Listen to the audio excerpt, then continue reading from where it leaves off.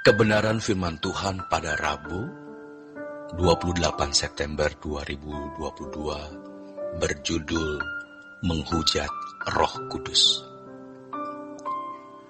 Dalam agama-agama atau kepercayaan-kepercayaan pada umumnya, orang merasa sudah berurusan dengan Allah, dewa, atau Tuhan yang disembah kalau datang ke tempat-tempat yang disebut rumah ibadah.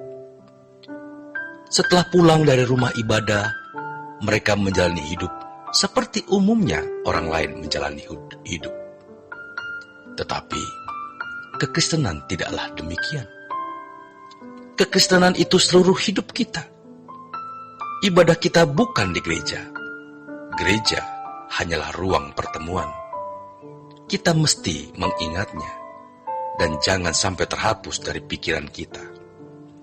Ibadah di gereja hanyalah meeting together, yang dalam bahasa Yunaninya episunagogen. Sayangnya, di Alkitab diterjemahkan pertemuan ibadah, padahal teks aslinya yaitu pertemuan bersama atau meeting together. Kebaktian kita yaitu seluruh hidup kita. Liturgi kita ada seluruh waktu kita, dimanapun kita berada. Berurusan dengan Tuhan bukan hanya pada waktu kita berlutut berdoa atau datang ke gereja, tetapi setiap saat. Tidak ada waktu di mana kita tidak berurusan dengan Tuhan. Kebatinan Jawa bisa berprinsip manunggaling kaulo Gusti, artinya menyatu dengan Allah. Kekristenan berabad-abad sebelumnya sudah mengajarkan Allah yang disembah tinggal di dalam kita. Kita tinggal di dalam Dia.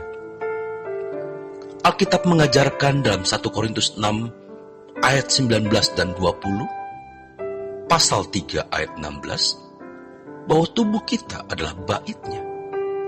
Rumah ibadah yaitu kita. Jangan diganti dengan gereja. Gereja adalah ruang pertemuan, sedangkan pertemuan dengan Allah yaitu tubuh kita menjadi tubuhnya, tempat Allah berdiam.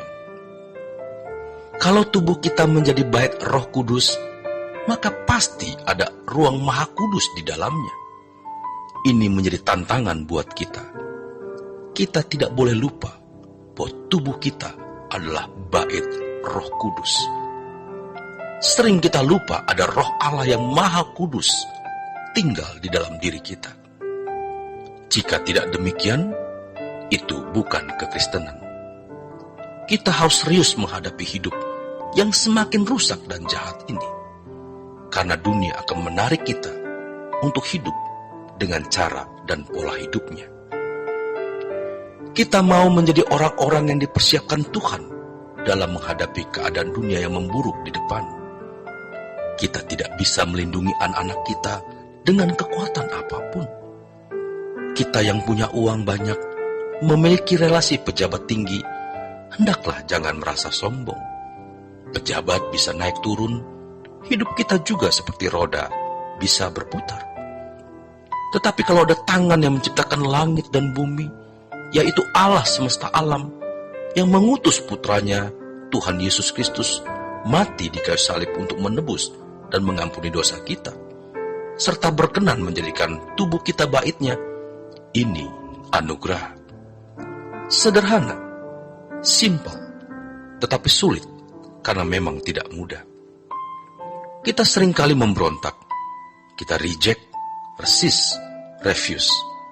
Kita menolak menjadikan tubuh kita sebagai bait Roh Kudus. Apalagi kalau orang sudah terbiasa jorok hidupnya, pasti dia tidak mau menjadikan tubuhnya bait Roh Kudus.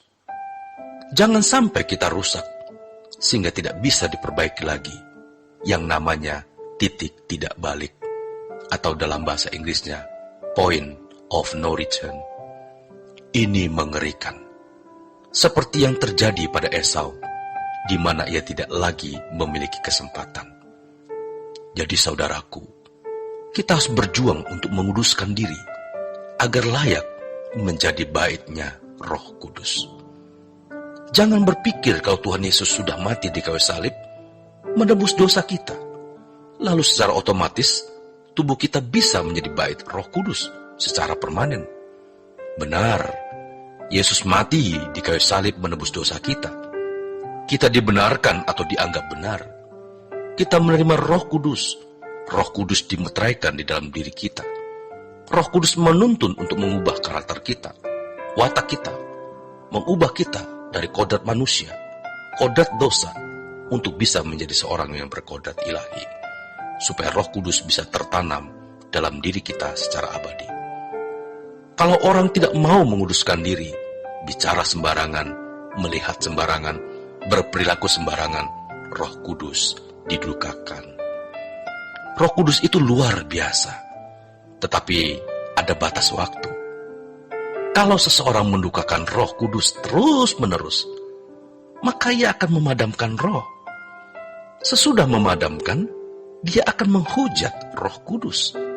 Menghujat Roh Kudus artinya tidak lagi bisa menerima penggarapan Tuhan. Tuhan tidak bisa menggarap karena seseorang sudah tidak bisa digarap lagi. Orang yang sudah menghujat Roh Kudus tidak peduli apakah dia sudah menghujat Roh Kudus atau tidak. Dia tidak peduli apakah akan masuk neraka atau masuk surga. Saudaraku, kalau orang sudah tidak takut Allah sama sekali, tidak takut masuk neraka, mungkin dia tidak menyampaikan secara terang-terangan. Hanya saja dia tidak akan pernah bisa digarap Tuhan lagi. Jangan sampai kita semakin tua, malah semakin munafik, tidak mengenal diri dengan benar. Sebenarnya kita tidak layak untuk menjadi bait Roh Kudus. Tetapi kita merasa layak-layak saja, atau justru tidak peduli. Ini sangat berbahaya.